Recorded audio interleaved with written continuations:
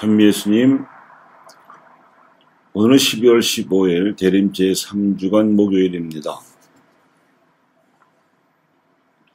오늘 독서에서 이사야 예언자는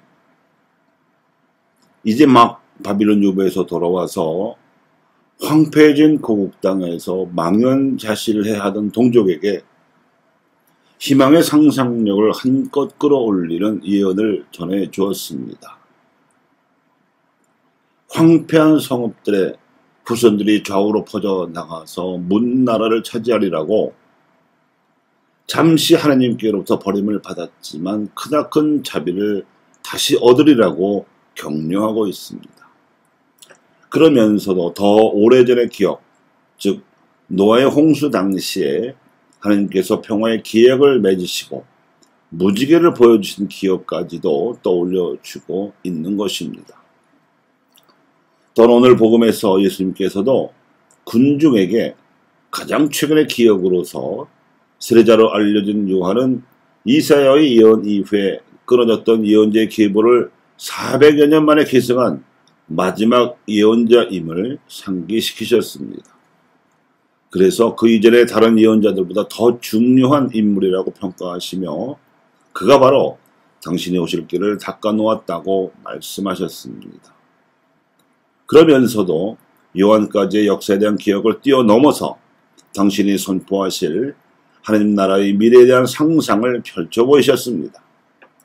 즉 여자에게서 태어난 이들 가운데 요한보다 더 큰 인물은 없지만 하나님의 나라에서는 가장 작은 이라도 그보다는 크다고 말씀하신 것입니다. 요한이 준비해 놓은 의로움의 가치에 대한 기억에 바탕하여 이보다 훨씬 더 차원이 높은 거룩함의 가치를 상상하도록 초대하셨다고 볼 수 있습니다. 우리가 살아가는 현실을 구분하는 개념 중에 차원이 있습니다. 차원을 구성하는 요소 등은 점과 선과 면입니다. 점이 움직이면 선이 되어 1차원 현실을 이룹니다. 또 선이 움직이면 면이 되어서 2차원 현실을 이루고 다시 면이 움직이면 입체 공간을 이루게 되어 3차원 현실을 이룹니다. 그런데 입체 공간이 움직이면 4차원이 되는데 과거와 현재와 미래 등 시간의 현실이 이때 펼쳐집니다. 이 4차원에서 과거와 미래의 일을 현재로 끌어당길 수 있는 힘이 인간에게 주어져 있는데 과거에 있었던 입체적인 현실을 끌어오는 힘을 기억력이라 하고 미래에 있을 입체적인 일을 끌어오는 힘을 상상력이라 합니다. 예언자는 기억력을 통해서 과거를 상기시키고 상상력을 통해서는 미래를 보여주었습니다. 메시아께서는 단지 상기시키고 희망을 안겨주는 예언의 차원을 뛰어넘어서 실제 복음의 실천으로 이 미래 희망의 현실적 근거를 체험시켜 주셨습니다. 그리하여 당신을 믿는 이들로 하여금 의로움의 가치에 대한 기억력의 힘과 거룩함의 가치에 대한 상상력의 힘을 발휘하게 하셨습니다. 실로 믿는 이들의 교회에서 발휘되는 이 기억력과 상상력이야말로 인간을 하나님과 소통하게 해주는 정신적인 힘입니다. 당시 군중은 요한을 제대로 알아보지도 못했고 예수의 참모습도 알아보지 못했었지만 메시아 신앙을 간직하게 된 아나빔들이 예수 부활을 체험하자 예수에 대한 기억이 새로워졌고 성령 강림으로 교회에 대한 상상이 실제로 열리기 시작했습니다. 초대교회 사도들과 신자들이 공동생활과 복음 증거 활동으로 입증했듯이 기억력이 체계화되면 역사의식이 되고 상상력이 성숙하면 사명의식이 됩니다. 그러므로 이러한 보편 초대교회에서와 마찬가지로 우리 한국 초대교회에서도 오묘한 섭리로 신앙 진리를 깨닫게 해주시고 오랜 박해를 견디며 신앙을 증거하도록 하나님께서 우리 교회를 지켜주신 지난 과거 현실에 대해서 우리 민족의 오랜 역사에서 일어난 참으로 기적적인 현상임을 알아보는 역사의식을 발휘할 필요가 있습니다.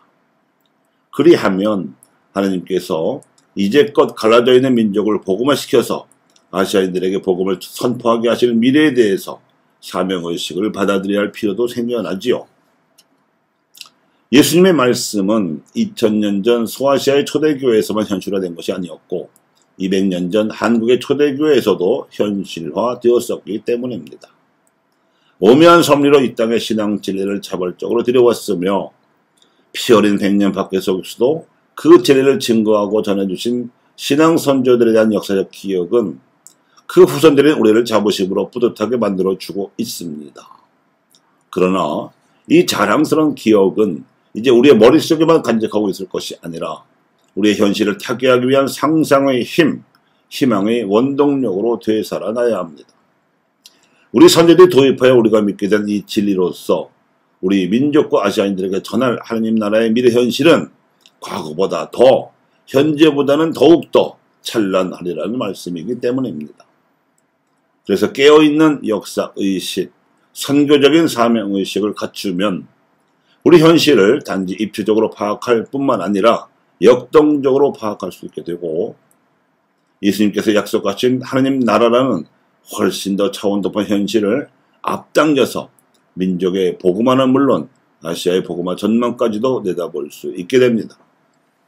교우 여러분, 지난 2014년에 우리 신앙선조 순교자들을 시복하러 오셨던 프란치스코 교황님께서 기업과 희망의 지킴이가 되라고 한국교회 신자들에게 절절하게 당부하신 뜻이 여기에 있습니다.